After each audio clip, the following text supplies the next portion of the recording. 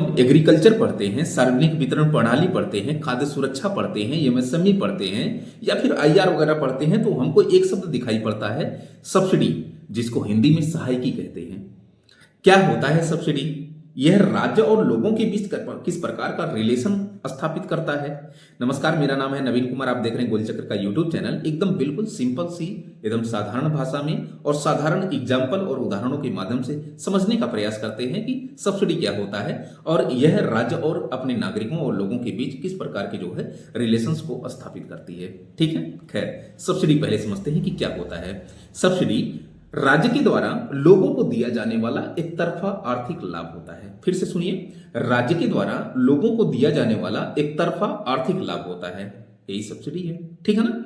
इसको हम कई रूपों में देख सकते हैं। जैसे राज्य जब कम कीमत पर लोगों को वस्तुएं उपलब्ध करवाए, जैसे राशन की दुकानों पर हम आप जो गरीब हैं, मतलब कि जो भी गरीब हैं वो जाते हैं राशन लेने, तो गेहूं आपको 2 रुपया किलो मिलता है, चावल आपको 3 रुपया केजी मिलता है, मोटे अनाज आपको 1 रुपया केजी मिलता है और भी न जाने कितनी चीजें मिलती होंगी।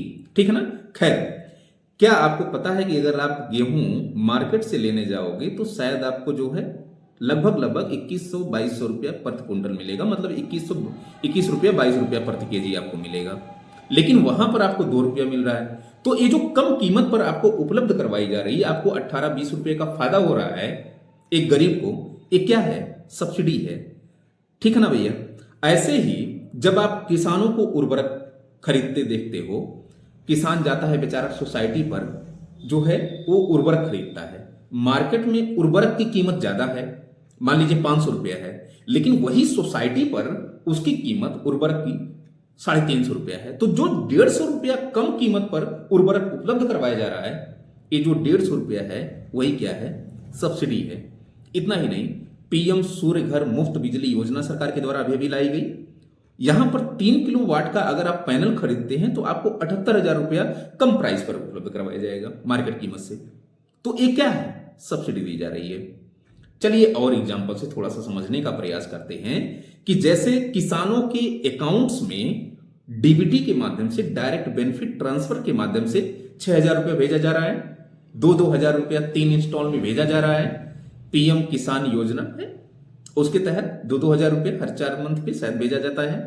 तो ये जो डायरेक्ट पैसे भेजे जा रहे हैं, ये भी क्या है? एक प्रकार की सब्सिडी, एक तरफा आर्थिक लाभ राज्य के द्वारा नागरिकों को, लोगों को दिया जा रहा है।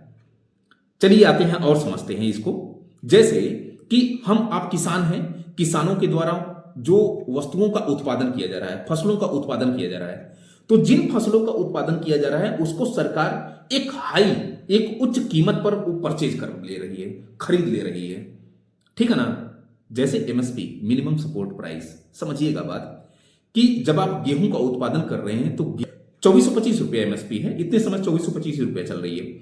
लेकिन जब आप मार्केट में किसी व्यापारी को बेचने जाओगे, एक किसान जब व्यापारी को बेचने जा रहा है तो हो सकता है कि उसका वो 2,000 रुपया दे प्रति क्विंटल, लेकिन सरकार आपको कितना दे रही है? 2425 रुपया दे रही है, मतलब कि 425 रुपया प्रति क्विंटल आपको एक्स्ट्रा दे रही है मार्केट प्राइस से।